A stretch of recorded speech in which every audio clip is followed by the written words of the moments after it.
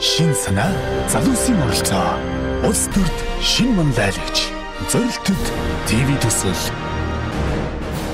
Өнөөдөр сонирхолтой бас сэдвээр ярилцсан. Тэгээд энэ зэрэг манай клубын гишүүдэн цаг зав гаргаад суралцсан их баярлалаа. Тэгээд яг клубын гишүүний хувьд би бас нэг UBS-ийн урилгаар нэг төсөл дээр одоо нийгэм чиглэлийн хандсны төсөл дээр ажиллаж байгаа. Тэгээд энэ төсөлтэй холбоотой асуудлыг яг клубын гишүүд бас нэг олон уралчдын үзлийн одоо бодлын үүднээс санаа оноогоо хуваалцъя. Энэ явж байгаа төсөл маань ер нь яг нийгэм тандсан учраас бас нийгмийн чиглэлд нь одоо хэрэгтэй мэрэггүй. Энэ төсөл маань ер нь одоо ямар хүмүүс оролцсомоор ер нь ийм төсөл ер нь одоо бас байж болох уу гэдэг талаар бас санаа оноогоо хуваалцаад бас мэдээлэл солилцоор гэсэн. Өөртөө итгэлтэй, зоригтой, өдрөг үзэл мэдрэмжтэй, өөрчлөх бүтээлч сэтгэлгээтэй, өөрийгөө сурах чадвартай Монгол залуусыг урайлан дуудаж байна. Та хөгжлийн сэвчин, та хөгжлийн академи сурна, та хөгжингүй оронд суралцсан Монголын хөгжлийг та манлайлна. Улс төрд шин үерлээ. Улс төрд шин од төрлөө. Шин санаа залуусын оролцоо ТV зорилттой төсөл. Бүтэн жил өрсөлдөн. Төслийн санаачлагч, ерөнхий зохион байгуулагч, UBS телевиз, төслийг хамтран хэрэгжүүлэгч EBI хүрээлэн, Монгол сан, Liberal House бодлогын судалгааны хүрээлэн, улс төрд шин манлайлагч, зорилтод ТV төсөл. Шинэ үеийнхнийг одоо гаргаж ирэх боловсрол төрсэн төсөл л дөө. Тэгээ энэ төслийн чиглэлээр аав хүмүүс өөрсдөө хүмүүс үйлчлүүлэлийг тодорхой танилцуулга хийгдсэн байгаа. Тэгэхээр үзээд бас сандуудлаа хавцаач гэж хүсэж байна. Залуучуудын үгийг олон нийт төрөнд тийм төвхтэй зах зээлийн үед бол төвхтэй байд юм шиг байна. Одоо ангийн даргамар хүмүүсийг ангидаа сонсдог ч юм уу эсвэл нэг тэ одоо нийгмийн асуудал ярьж байгаа нэг багийн урал дээр залуу хүн ярил гарахтай бол нэг сонсох нь баг шүү дээ. Залуучууд ч тэндээс хол юм шиг байна. Ерөнхийдөө харахад. Тэгэхээр энэ нэвтрүүлгийн одоо миний харж байгаагаар бол мөн чанар нь бол энэ залуучуудад үг хэлэх эрх өгж байгаагаар бол асар том залуучууд байхгүй боломж юм байна л да. Тэгээд өөрийнхөө үзэл бодлыг ер нь Монгол улсын иргэний хувьд би ямар үг хэлмээр байна нийгмийн төлөө, иргэдийн төлөө, өөрчлөлтийн төлөө тий. Тэгээд хувь хүнийхээ хувьд би хэн бол төлөвшнөө харуулна гэдэг бол миний бодлоор их том боломж. Тэгээд залуучуудаа сонсох цаг юм байна гэсэн тийм нэг талаас нь нэвтрүүлгийн нөгөө нэр нь бол залуучуудаа сонсъё гэсэн тийм утгатай нэр юм байна гэж бодож шүү дээ. UBS-ийн яаж хагаад UBS-ийн нийгмийн хамт нөгөө мастер үлсэн төсөл хэрэгжүүлдэг телевизэн. За жишээлбэл нөгөө дуулдаг залуучуудын төлөв байна те. Нээс байж байгаа юм. За тураадын хэсгэлээ тэгээд хийж юм. За төв орон төвийг жүжигсэн аяас чадсан. Тэгвэл улс төрд одоо залуучууд гарч ирэх бас нэг хэцүү гэдэг юм л да. Одоо нөгөө ярьдгаар дараа нарын сүнхийг барьж бүдгч гэдэг юм уу те. Эсвэл хэн нэгний одоо гарал лоббигоор ч юм ямар нэгэн байдлаар одоо улс төрд өөрөө гарч ирэх тэр боломж нь. Тэр замаар заавал дамжих хэрэгтэй юм шиг. Одоо тэр нь одоо өнөөдөр хүртэл ингээд бүр одоо улс орны хэмжээнд бүрдэн сум тэр аймаг сумын хэмжээнд бүрдэн яг тэр системийг очсон юм байна. Тэгэхээр энэ залуучууд өөрсдөө одоо яг боловсрол эзэмшсэн орны хөдөлгөөний хийж байгаа юм шиг өөрсдөө ийм хүсэл сонирхолтой яг залуунууд ирчүүж шүү дээ. Тэрэн дээр гарч ирэх боломж байхгүй биш харагдаад байгаа шүү. Тэгээ UBS бол энийг дэг санаалсан гэж би ойлгож байна. Тэгэхээр энэ боломжийг залуучуудад нээж өгч байгаа талбар гэж хараад байгаа байхгүй. Залуучууд өөрсдөө хэлэх талбар зүгээр л чөлөөт нэгэд орчих. Тэгээ залуучууд өөрсдөө орж ирэл оролцоод тэнд нүүдэлцэл ингээл авчихсан. Нэг юм асуудал байна. Одоо энэ чинь телевизэн баатар болчихж байгаа шүү дээ. Тэгээ бид нар одоо продакшнаар наацсан юм байна. Тэр чинь телевизэн баатар чинь олны танил гэдэг лөө айгүй ойртож явна шүү дээ. Тэр хүнийг бүх талаас нь хүмүүс сорих байхгүй. Дуучин бол би гоё дуулдаг гэдэг шалгуурт тэнцчихвэл ерөнхийдөө гадаад төрхүүдийн тэ өөрийнх нь авьяас мөн чанар. За энэ шалгуурын чинь хамгийн гол мөн чанар нь чи ямар хүн бэ? Ямар мэдлэгтэй вэ? Ямар одоо тэ бас шийдлийг ерөнхийдөө өөрөө гаргахыг бас оролддог вэ? Яг доктортой энэ хөтлөө явдаг уу гэдэг.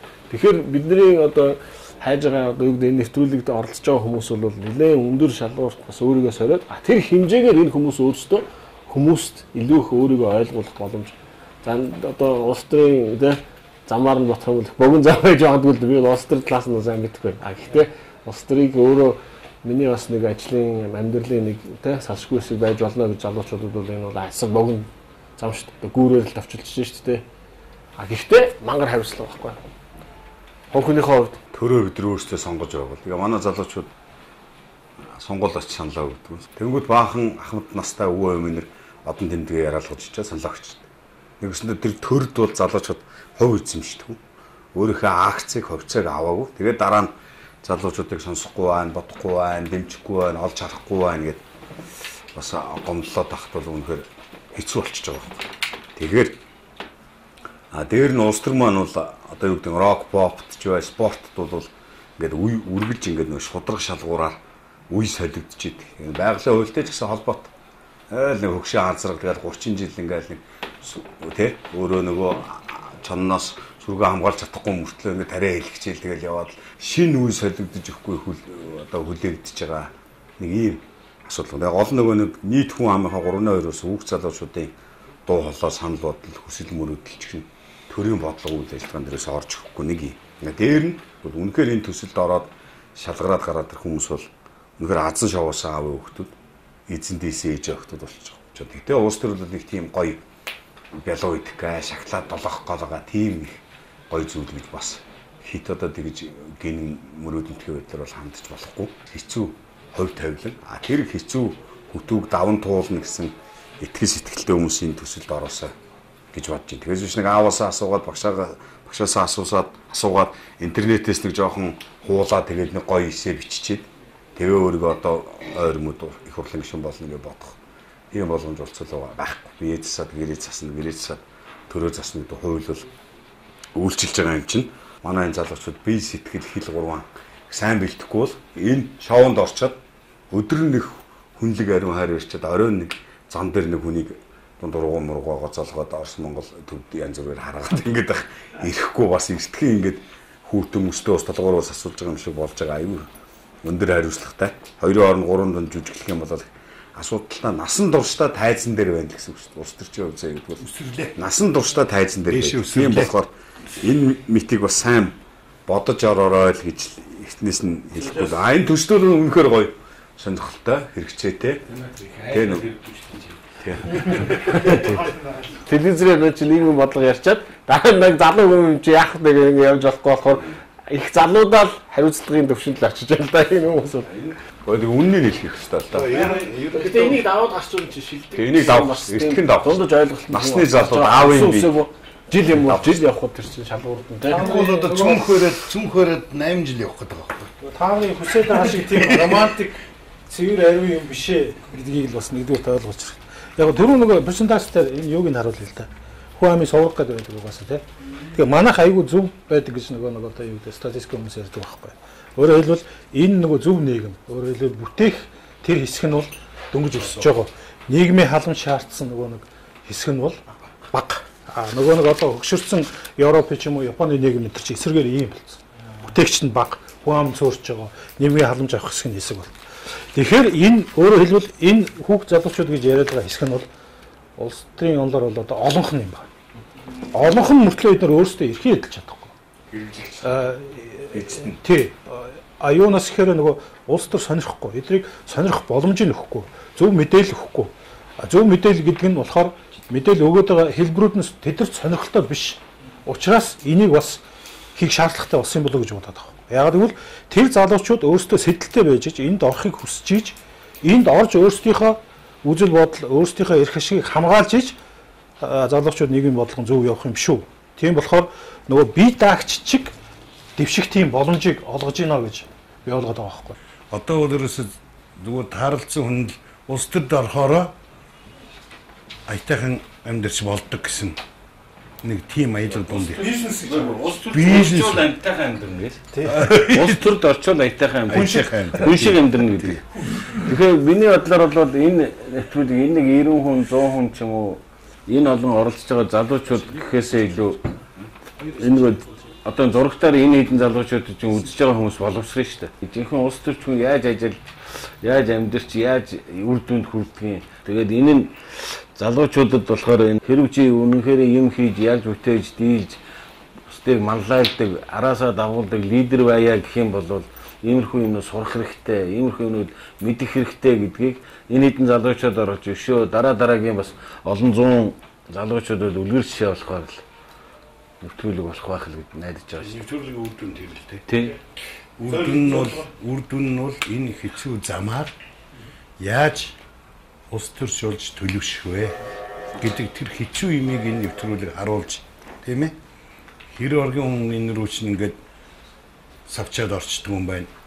морин тэрэгэн дээр 2 үг хэлээд орчих бас болдгүй юм байна. Тийм ээ? Нэг жигсаал яг нэг төмпөнүүдээр улс төрч болчдгүй юм байна гэдгээ ойлгох л да. Би түрүү нөгөө нэг зураг сууж илээ л та бас ингээд яагаад. Энэ ийм зураг үү? Нилээн дээр зурж исэн. Харъя та. Одоо өөрөөр хэлбэл улс төрийн энэ амьдралд идэвхтэй байгаа шийдвэр гаргаж байгаа хүмүүсийн ихэнх нь бол 40-оос дээш, бараг 50-оос дээш насны хүмүүс. Тэр хүмүүсийн үзэл бодол, итгэл үнэмшил, хандлага нь социалист хуучин нийгэмд төлөвлөсөн. Өөрөөр хэлбэл 25-аас хойш ч үлээ нөгөө хүнийг одоо биологийн хувьд үзэл бодлын хувьд өөрчлөх боломжгүй гэсэн. Тийм болохоор нэг хөл нь бид нар социализмд хүмүүжсэн. Итгэл үнэмшлээ авсан. Бидний хандлага тийм хуучин. Гэтэл нөгөө хөл нь зах зээлийн нийгэм, шинэ харилцаа, улс төрийн шинэ тогтолцоо тэр бүх шинэ нэр томьёотой бид нар нүүр тулаад нөгөө хөл нь урагшаа явах гээд байдаг.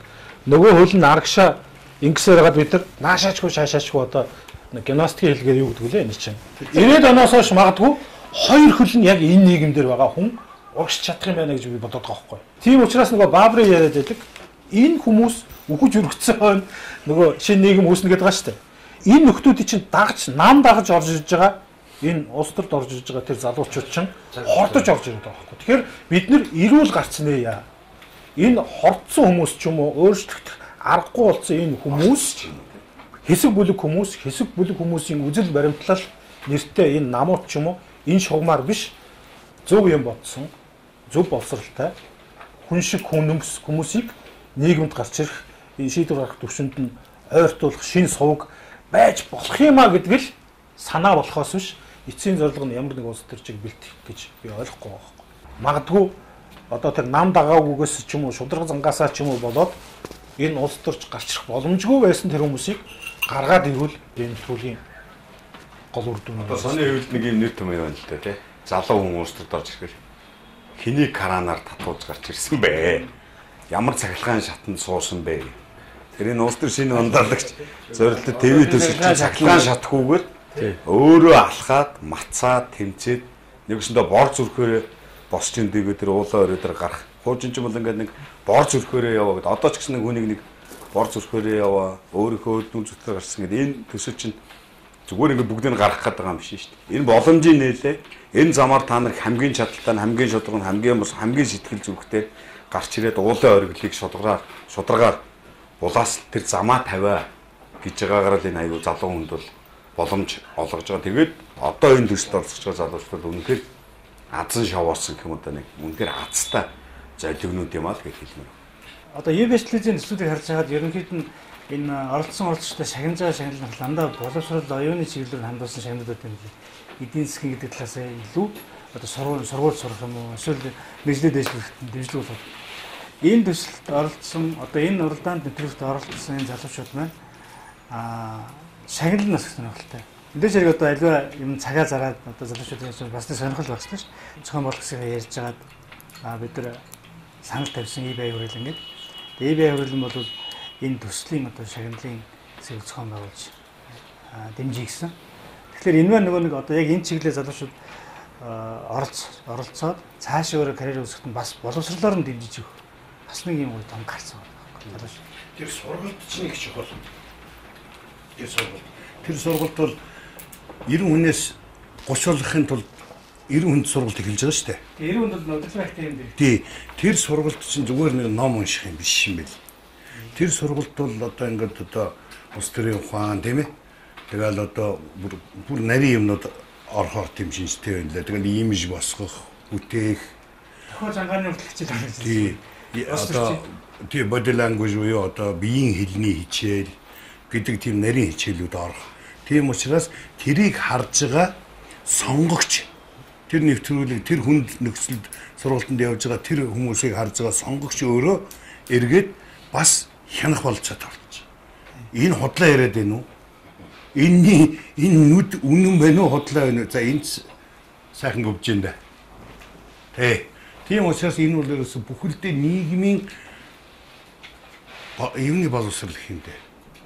Улс төрийн боловсролын хэмжээний л гэдэг байхгүй. Энэ асар том боломж залуучуудад өөрийгөө таниулах, өөрийгөө таних, сурах, суралцах айгуу тийм тэгш шудраг өрсөлдөөн шудраг боломж олгож байгаагаар айгуу тийм мундаг сайн төсөл юм байна. Тэгээд нөгөө талаар киног тэгдэг шүү дээ. Ер нь кино үзчихэд гараад ирэхэд хүн өөрчлөгдөж чадсан бол тэр бол үнэхээр агуу кино. Бид нар өөр бол чадсан бол гэдэг шиг. Тэрнтэй адил энэ төслийг эхлээд дуусаад бүхэлдээ үзэгчд бид нар одоо нийгэм ингээд яхад бид нар өөрчлөгдөж чадсан бол энэ бол одоо үнцэн тий одоо үнцэн байгаас нөгөө талаар энд миний ойлгож байгаа зөвхөн улс төрч биш магадгүй ерөөсөө л манай Монголын одоо 21-р зууны 100 тийм болчихсон юм одоо иргэний мандаалагч нарыг одоо төрүүлж ийн гэж ойлгож байна шүү дээ 21-р зууны хөгжил 21-р зууны Монголын хөгжил юу ийм сэдвээр л баг явах болов баг 70 тутахаараа бид нар хаашаа явах вэ өнөөдөр бид нар хэн билээ те тийм санаа зөвхөн улс төр гэдэг юу биш л дээ энэ чи өөрөө нийгмийн бүх салбарт байгаа манлайлагчдыг ер нь манлайлагч хүн чинь тэгээ явсаар байгаа л эцэг нь шийдвэр гаргах чинь улс төрийн талцанд очиж байгаа учраас бүх салбарыг нийгмийн бүх салбарыг хамарч байгаа тэр оюун ухааныг нэгтгэж байгаа тийм том төсөл юм. За монголчууд өөрсдөө бол улс төрийн одоо дэлхийд бол баг хамгийн том түүхтэй орн юм шиг байна. Миний ихээр бол би зөвхөн 2200 жилийн түүхтэй гэж би бол баг дүгнээд байгаа. Үннүгүйээс бол төрийн зохион байгуулалтанд орсон гэсэн бас. Зүгээр сүүлийн үеийн улс төрийн жаахан бүгссэн, бохирдсон гэж яриад байгаа. Энэ бүх юм бол юунаас болоод байна гэхээр зэрэг мэдээж хэрэг баялагын бас энэ сонирхлуудаас хамааралтай юм болцсон. Тэгэхээр энэ дээр л одоо бохир заваан гэдэг нэрийг цэвэрлэх энэ мэрэгжил гэдэг түрүүмийг яах хэллээ. Энэ мэрэгжил бол одоо бохир мэрэгжил гэж байдаг шүү дээ. Бохир одоо жишээ нь сантехникийн ажлыг залуучууд бол хийдэг шүү дээ. Тэр цэвэрлэдэг шүү. Тэгэхээр цэвэрлэхээс бол зам байхгүй. Тэгжиж хүн сайхан амьдрын тэрийг бол. Тэгэхээр залуучууд энд орно. Орохоос бол зам байхгүй. Тэгэхээр орох гэж яах гэдэг энэ дээр орж байгаа залуучууд уриалахад бол энэ рүү орох ёстой. Бидний амьдарч байгаа орчин тэр чигтээ улс төрийн л орчинд амьдраад байгаа. Одоо бидний төлж байгаа татвар улс төр явж байгаа сургууль, хамгаалж байгаа цагдаа бүх юм маань гэдэг улс төртэй холбоотой. Тэгэхээр энэ бүх татврын орчин бай, хуулийн орчин бүх юм маань өөрөө улс төр учраас энэ мэрэгжил дээр хүч зоригийг үзийгээд орж иж байгаа залуучууд би бол талархаж байна. Гол шалгуур нь бол минийхээр бол гол шалгуур бол улс төрч болох хүнд юу ер нь улс төрийн энэ салбарыг сонирхож байгаа залуучууд бол нэгдүгээр зэргийн шалгуур бол шудраг байх юм гэж байлаа. Одоо шудраг байх гэдэг нь чухал болохоос биш мэдлэгтэй байх, боловсралтай байх, баг бүгдийг мэддэг байх нь бол их юм шалгуур биш байхаа. Тэгэхээр ерөөсөө төрөлхийн шудраг замтай тийм шударгаар байх, шудраг одоо хуулийнхаа дагуу одоо ажиллаж амьдрах нөхцөл болцоог их эрхмэлдэг энэ залуучуудыг л нэвтрүүлгээс шалгаруулсан гэж бодож байгаа юм л да. Хамгийн гол нь та нарын амьдралын хэв маяг те хүсэл зориг үн цүүлийг чинь мэддэггүй хэн нэгэн хөгшин баагийн та нарын өмнөөс шийд гаргаад та нарын амьдралыг өөрчлөх гээд шийдээд байна. Шийдээ гаргаад байна. Тийм болохоор та нар өөрсөн чинь энэ байгаа боломжийг одоо бидний үндсэн хуулийн төр бол уг нь боломжтой шүү дээ бас эрхтэй байгаа байхгүй. Энэ боломжоо бүрэн дүүрэн ашиглаач. Доор хийжил сонгуула ухамсартайгаар өгдөг болчооч л гэсэн тийм л нэг санаа шүү дээ. Түүнээс биш бид нар нөгөө хамаг муухай бузар булай тэр нэр томьёон дунд улс төрийг хамруулчаад угаасаа бохир заваан зүйл байдгийг би энэс хол байна гэж ярьж байгаа нь бол өөрөө бас нөгөө их хариуцлагагүй юм аа л гэдгийг хэлэх гээд байгаа байхгүй. Энэ шоунд оролцож байгаа хүмүүс улс төрт өөрсдөө их дуртай байгаас их олон мэрэгжил байгаа. Ер нь од болох олон арга зам байна. Оюун ухаанд хүн бол ер нь өөрийгөө илэрхийлэх хэрэгцээтэй шүү дээ. Амтнаас ялгагдах нэг хэрэгцээ. Гэр бүлийн үрээнд, дотог овог аймгийн үрээнд өөрийгөө илэрхийлэх хэрэгцээтэй байхгүй. Тэгэхээр зарим нь дуулаад дуулах авьяастай бол дуулаад хоолоо олоод яв. Идээд яв. Тэр нь шиг улс төр дуртай хүн бол улс төрт авьяастай. Дуртай юмдаг хүн авьяастай. Тэгэхээр олон мянган мэрэгжил, олон янзын мэрэгжил дотроос энэ миний амьдралын зам муу юм а гэдгийг сайнтай нь муутай зөв тунгааж өгөөд ингээд улс төрийн замаар замнаасаа гэж бодож. Орнод явж байхад залуучууд бол зохион байгуулалтанд одоо орсон сум аймаг хороо гүр бол байна. Тэр нь бол тухайн одоо юунда орон нутгата нэлээд нийгмийн төвтэй хэсэг нь бас юм ч ордог юм байна шүү дээ. Тэрс хүний одоо хүчээр ингэ чирж оруулдаг. Өөрөө ингэ тэмцэж өөрөө ингэ хааждаг тийм залуучууд маань энэ одоо энэ хүүгэл ясанд ордог юм байна л олон нийтийн чиглэл. Тэгэхээр орон нутгийн цагийн ингээд сурвалжлагаар мэдээлэлээр ингээд явж байхад бол залуучууд бол оролцох сонирхол байх шиг. Гэхдээ бас янз бүрийн. Жишээлбэл хорооны засаг дарга хийж байгаа залуу орох сонирхолтой байгаа байхгүй юу? Гэтэл тэр залуу одоо нөгөө тэр ажил хийж байгаа учраас тэрийг хаяад орж чадахгүй бас нөхцөл үүсэж байгаа байхгүй тий. Гэтэл аль нэгэн намын одоо харьяалд байгаа залуучууд байгаа байхгүй юу? Тэгэнгүүт тэр залуучууд болохоор одоо энэ төсөл чинь аль нэгэн нам амын харьяатай юм биш үү? Та нар одоо аль нэгэн намын захиалгаар хийгээд байгаа юм биш үү гэсэн юм хардталтууд бий болж байгаа. Тэгэхээр тэр нь болохоор бас нөө залуучуудыг хориг саалуулдаг байгаа байхгүй юу? Сумд байгаа тэр залуу өөрийгөө мэдчихсэн залуу маань ийм сумдаа байх сонирхолтой байгаа байхгүй юу? Сумдаа амьдрах сонирхолтой. Сумаас явах сонирхолтой. Гэхдээ сумдаа тодорхой хэмжээгээр иргэдийн хурал юм уу? Эсвэл одоо ямар нэгэн юунд нэр дэвшээд тухайн одоо орон нутгийн удирдлага юм уу захиргаанд өөр ажиллах сонирхолтой байна. Тэгэхээр тэр залуучууд бас боломж байна гэдэг. Орон нутгийн танигдсан чухал байгаа байхгүй юу? Орон нутгаас явах сонирхол залуучууд байна шүү дээ. Энэ манлайлагч. Бизнес манлайлагч. Тэгэхээр ийм л дээ.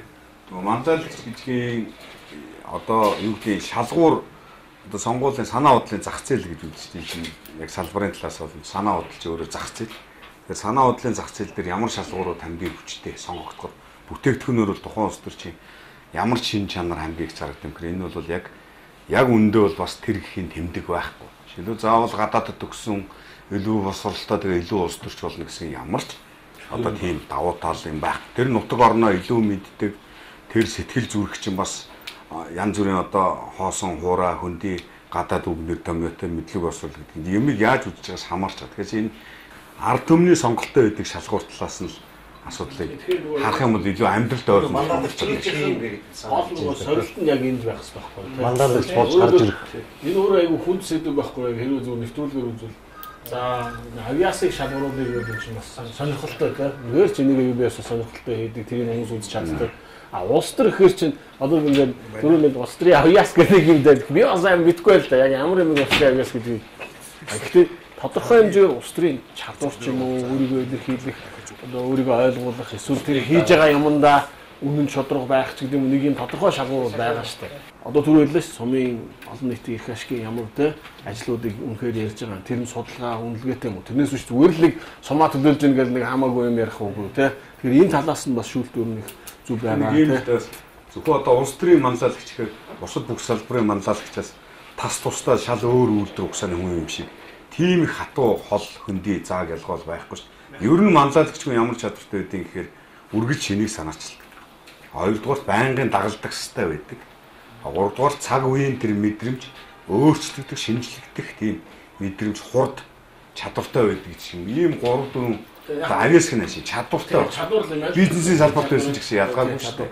Тэгээд тэр хүний ярьж байгаа юм нь одоо юу гэдэг манай нэвтрүүлгийн энэ нэвтрүүлгийн ч гэсэн нэг бас үзүүлэлтэнтэй ярьж байгаа юм суманд бас өнөөдөр тулгуурлаж байгаа асуудлуудыг тэр хүн өөрөө судлаад үзээд ойлгоод бас нэлээд задлан шинжилгээ хийцэн тийм байвал их сонирхолтой байхгүй. Яг л тэгэхээр үзэгч мэн тэр хүнийг дараа нь дагалдаад явна шүү дээ.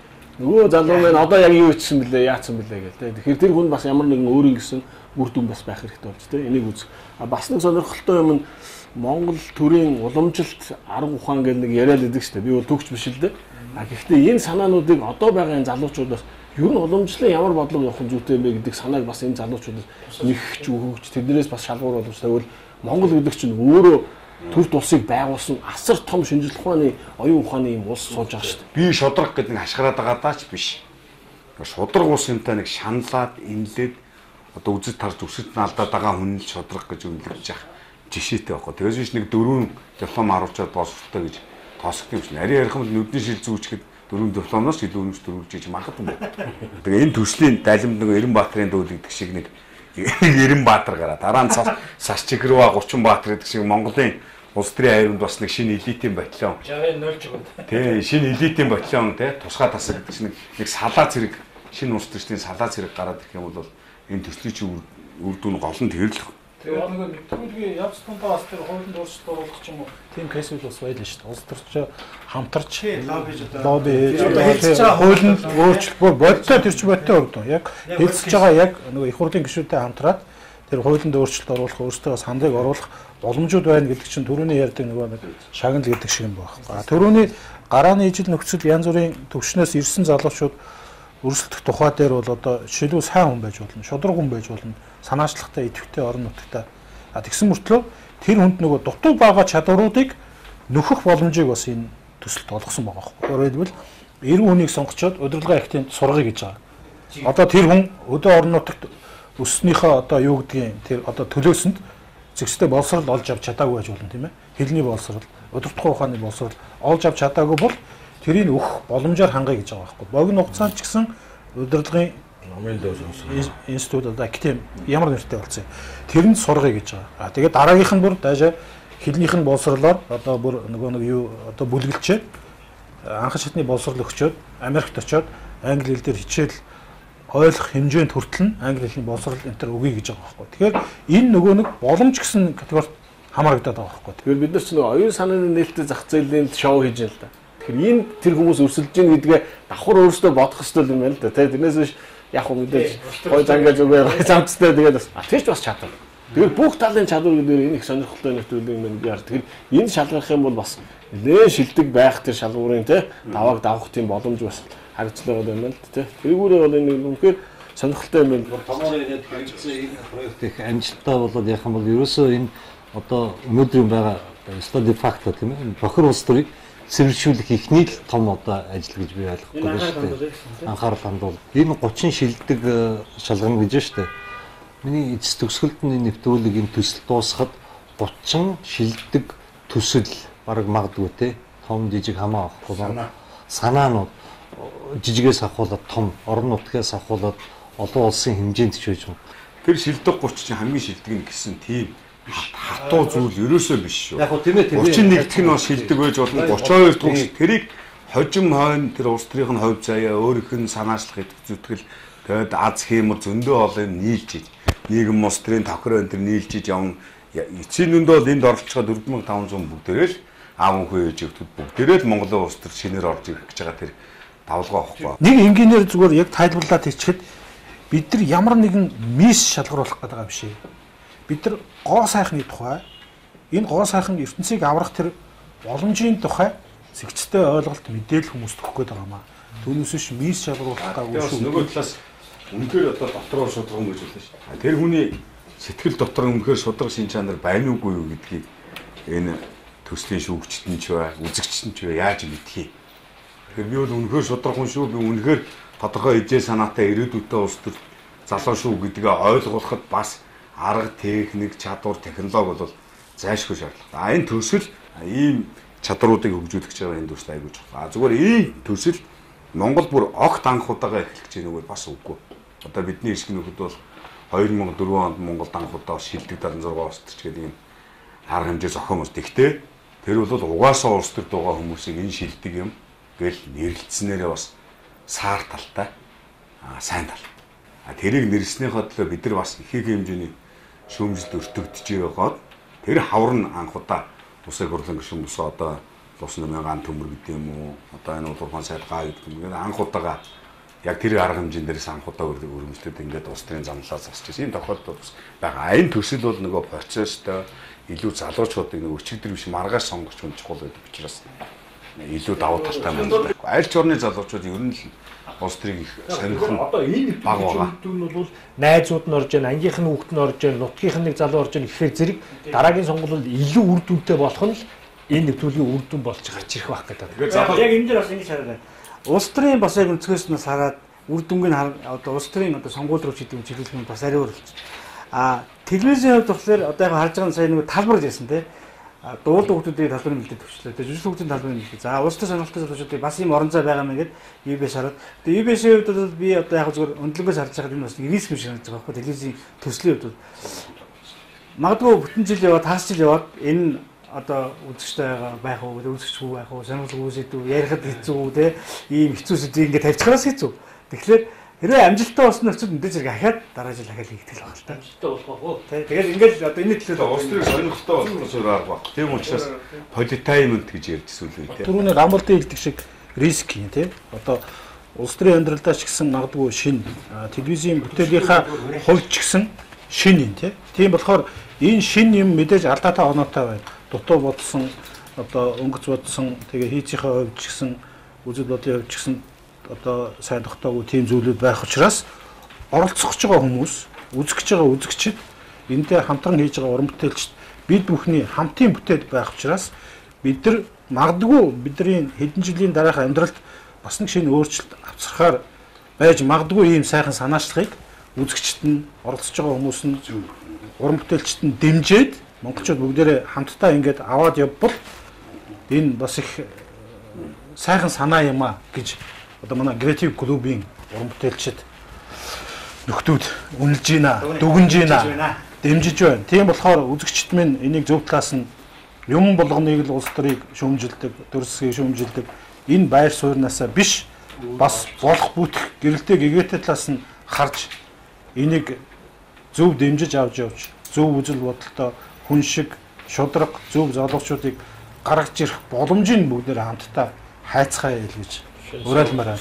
4500 5000 ч тэр санал өгөөд орж ирж байгаа тэр бол одоо маш зоригтой залуучууд байгаа байхгүй. Маш зоригтой залуучууд.